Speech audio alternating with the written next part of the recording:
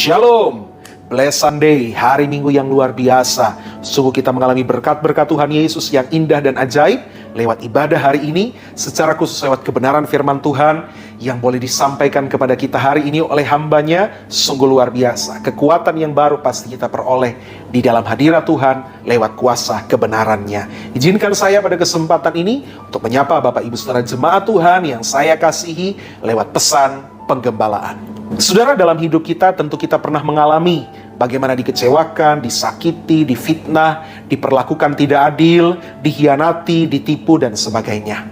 Ketika kita mengalami hal-hal seperti itu, pasti sakit sekali rasanya ya. Rasanya luka sekali, jengkel, dongkol, kecewa, bahkan sebagian berasa down, kemudian malah menyalahkan Tuhan. Tetapi sebenarnya kita tidak perlu terlalu terjerembab begitu dalam lubang yang bernama kekecewaan. Manakala kita mengalami perlakuan yang tidak menyenangkan dari orang-orang di sekitar kita atau orang-orang terdekat kita, itu yang paling menyakitkan, saudara ya, disakiti oleh orang terdekat. Karena seringkali itu merupakan bagian daripada proses Tuhan untuk membawa peninggian atau promosi dalam hidup kita. Saya contohkan misalnya Yusuf, saudara. Kita tentu tahu bagaimana kisah Yusuf ya. Yusuf mengalami perlakuan yang tidak menyenangkan selama hidupnya. Mulai dari dijual oleh abang-abangnya, lalu kemudian menjadi budak, sudah jadi budak difitnah lagi saudara, lalu kemudian dipenjara, hingga akhirnya lewat sebuah peristiwa yang begitu dramatis, karya Tuhan yang ajaib dalam hidup Yusuf. Yusuf akhirnya dari penjara sebagai seorang terpidana, dia menjadi orang nomor 2 di kerajaan Mesir. Wow, luar biasa saudara, apa yang dialami oleh Yusuf. Nah, apakah Yusuf lebih hebat dari orang-orang yang lain di zamannya sampai Yusuf mengalami promosi yang begitu luar biasa seperti itu? Tentunya tidak, saudara. Yusuf hanyalah anak Ibrani biasa yang mengalami proses yang demikian pahit di dalam hidupnya. Tapi apa kunci sehingga Yusuf meraih promosi yang begitu luar biasa dari Tuhan? Kuncinya firman Tuhan berkata bahwa karena Tuhan menyertai Yusuf, sehingga apapun yang dilakukannya berhasil, dan dia mendapatkan kasih sayang daripada orang-orang yang ada di setiap proses atau tahapan hidupnya tersebut, saudara.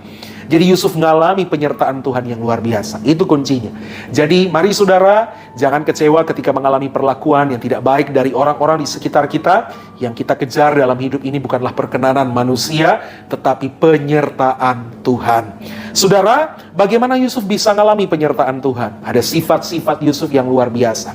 Yang pertama, Yusuf ini adalah seorang pengampun. Dia tidak menyimpan kekecewaan, saudara. Manakala dia dijual oleh abang-abangnya, dia tidak kecewa. Malah firman Tuhan berkata, dia bilang sama abang-abangnya, kamu boleh merekarkakan yang jahat kepadaku, tapi Tuhan telah mengubahnya menjadi kebaikan bagiku. Dia sama sekali tidak menyimpan dendam kepada abang-abangnya. Ketika dia difitnah oleh istri Potifar, bahwa katanya dia memperkosa, dan akhirnya dijebloskan ke dalam penjara selama 2 tahun untuk sesuatu kesalahan yang tidak buat, saudara. Ya, Yusuf juga tidak mendendam kepada istri Potifar. Tidak ada catatan bahwa setelah Yusuf jadi orang nomor 2 di kerajaan Mesir, kemudian dia bilang, hai istri Potifar, kamu di penjara. Padahal mungkin Yusuf bisa melakukan itu, saudara.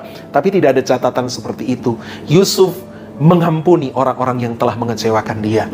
Lalu kemudian yang kedua, Yusuf adalah seorang penyabar. Ya, melalui begitu banyak proses, dia tidak mengeluh, dia tidak bersungut, dia tetap menyatakan kepercayaannya kepada Tuhan.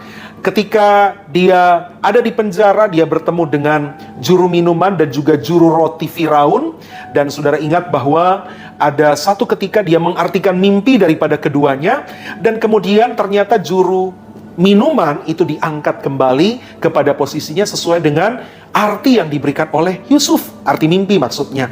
Nah saudara, pada saat itu Yusuf sempat ngomong, kalau kau sudah kembali dipromosi ke jabatanmu, ingat kepada saya. Artinya supaya saya bisa keluar dari penjara ini. Ternyata Yusuf tidak diingat sama sekali. Padahal dia sudah tolong orang itu, saudara. Tapi Yusuf tidak marah kepada juru minuman itu. Tidak ada cerita juga selanjutnya. Setelah Yusuf jadi orang nomor 2 di Mesir, jadi gubernur, dia kemudian bilang, hei kamu yang tidak mengingat saya, masuk penjara. Tidak, saudara. Yusuf penyabar, ya, melalui begitu banyak proses yang terjadi di dalam hidupnya. Sifat-sifat inilah yang telah membawa Yusuf untuk meraih hal-hal yang luar biasa dalam hidupnya.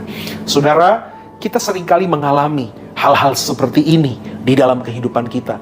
Bagaimana kita dikecewakan, bagaimana kita dituding, bagaimana kita umbar, saudara ya, kejelekan kita dibicarakan di mana-mana, digosipin, saudara ya.